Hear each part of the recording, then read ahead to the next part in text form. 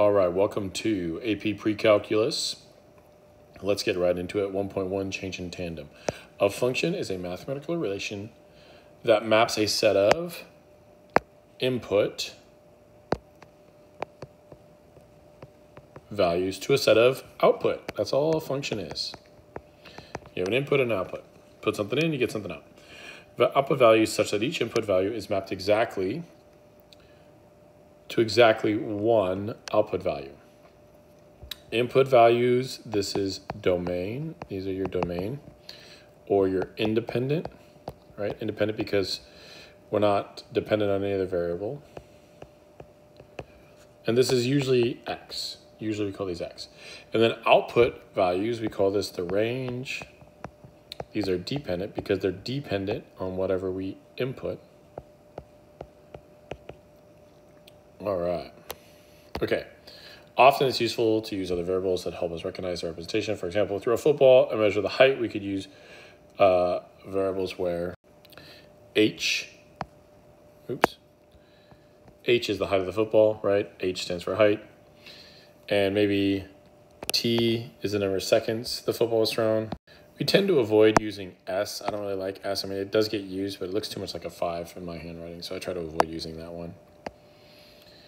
Function notation helps us immediately identify which variables are the input and which are the output. For the football example, we would say this, h of t. Okay, so here's your input, t is your input, and then h is your output. Okay, so like if you wrote, you should already know this, but if you wrote like h of 2 equals 7, what would that mean? That would mean that at 2 seconds, it had a height of 7. Okay, all right. Wx is a function where W is the amount of water in a pool measured in gallons and X is the length of the pool. What does the independent variable represent? Okay, so we got independent is X and it represents length. What does the dependent variable represent? It's W and it represents gallons of water.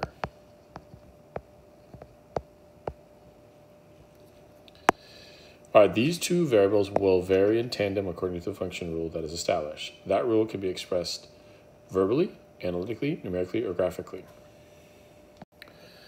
And we could say V, A, and G, Vang, just for short. Throughout this course, you'll use all 4 of these types of expressions to represent a function, okay? Verbally, analytically, numerically, or graphically.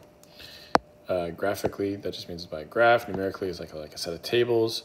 Verbally, like we're describing a rule, and analytically would probably be your equation. All right, so let's talk about what an increasing function would look like.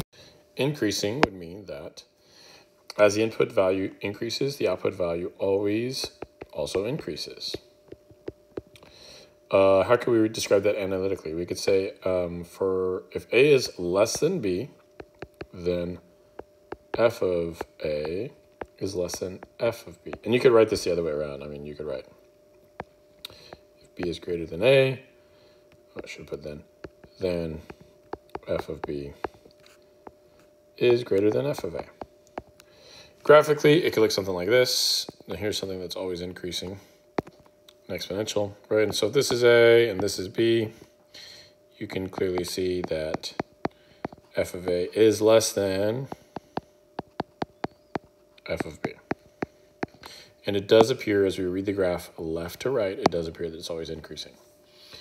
Okay, on the next page, let's talk about decreasing functions. And here we would say, as the input value increases, the output value always decreases.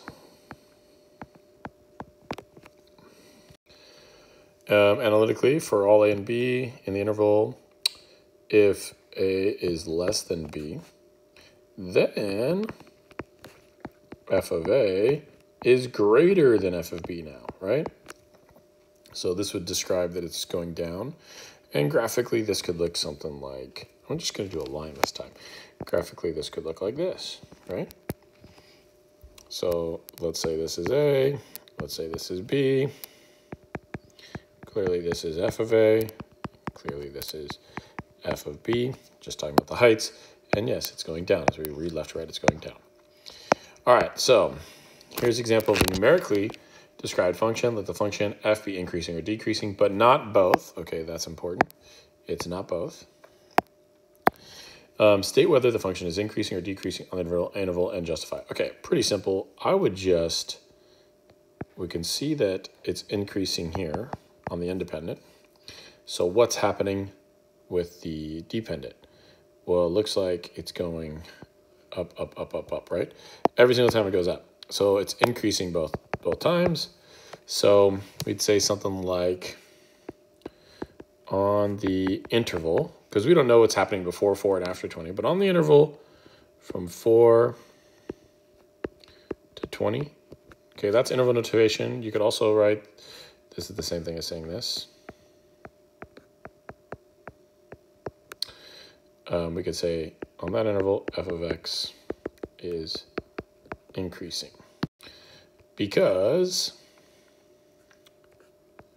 I'll write increasing out here. And we could say because 4 is less than 20 and f of 4 is less than f of 20, like our rule said before, right? If a is less than b and f of a is less than f of b. There we go. All right, some basic elements of a function that we need to all know. And this should all be review. The graph intersects the x-axis, the independent, when the output value is 0, right? So when this height is 0, that's when we cross the x-axis. There's the x-axis. We call the input values zeros, because that's like if this is -1 would yield a 0 for us. So we call these the zeros right here. All right, what about a y-intercept? The graph intersects the y-axis, the dependent, when the input is 0. And that makes sense. It's going to cross this y-axis when the x value is 0. We call the output value the y-intercept. All right, let's talk about a couple other things. Concavity. What does concave up look like? It's when the graph is literally concaved up, like opening up, you could say. And here's concave down.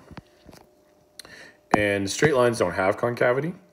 And a point of inflection is where the concavity changes. Let's talk about this a little bit. Point of inflection is where the concavity changes.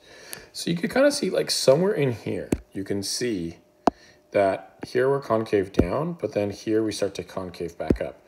So somewhere in here is a point of inflection. We don't know exactly where it's at yet. And eventually we're going to learn how to find this exactly, but that's probably in calculus. But for now, we just want to be able to recognize what it looks like. All right, let's put this all together in this question here. It says, use the graph of f below to answer the following questions. When is the graph concave up? Okay, well, to me, it appears to be concave up. Here, let's highlight it, actually. I think that'll be better. Appears to be concave up around here. And then again around here. So how could we write that? Well, we could say we don't know exactly when, but I would say it looks to be about, I'm gonna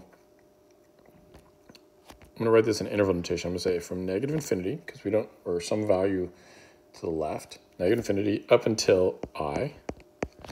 And I'm using parentheses here because I don't know if I is included or not. And then you could do this little u. It means like in union with, or basically it's a math version of and. And the other time it's concave up is k, comma, and then it looks like it's gonna be concave up all the way to positive infinity. I'm not gonna say m because it continues being concave up after m and it continues being concave up before g. So there you go.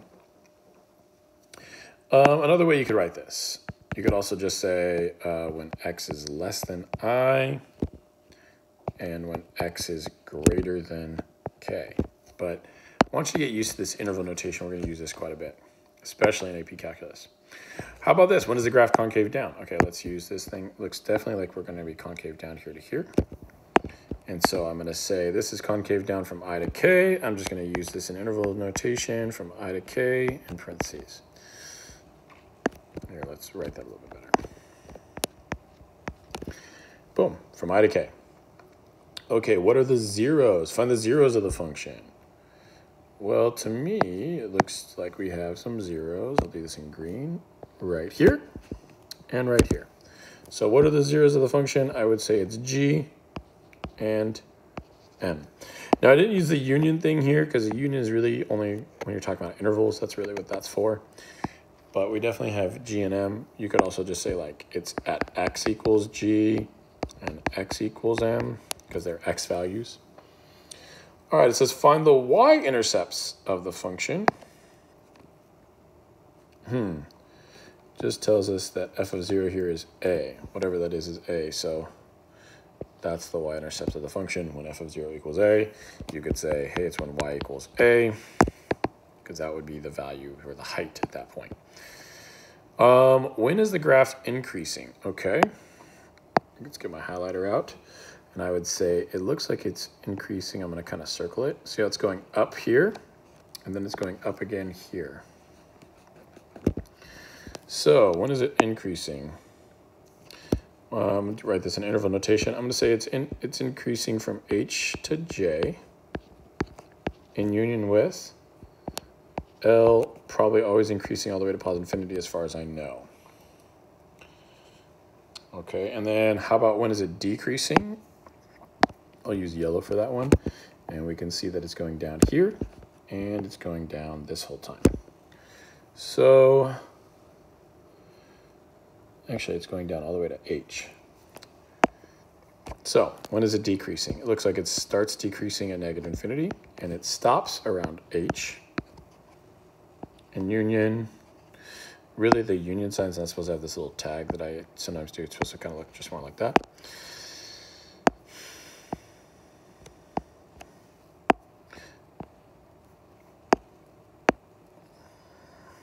And when does it start decreasing again? It looks like it starts decreasing at J and stops decreasing again at L. And there you go. We have all the times that it is decreasing. And now we've been able to really analyze this graphically. We know when it's concave up, when it's concave down, what its zeros are, what its y-intercept is, when it's increasing, when it's decreasing. And this is the kind of thing we're going to be looking at a lot throughout the whole year and definitely even next year. So. All right, and that's it for the first lesson. See you guys on the next one.